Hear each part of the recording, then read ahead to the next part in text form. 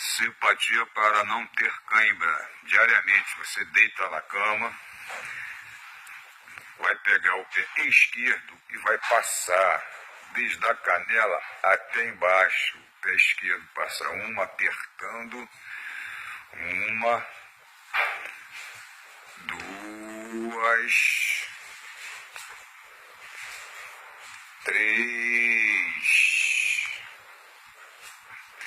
Depois pega o pé direito e faz a mesma coisa. Desde a canela vai passando a sola do pé em cima do peito do outro pé. Uma, duas, três.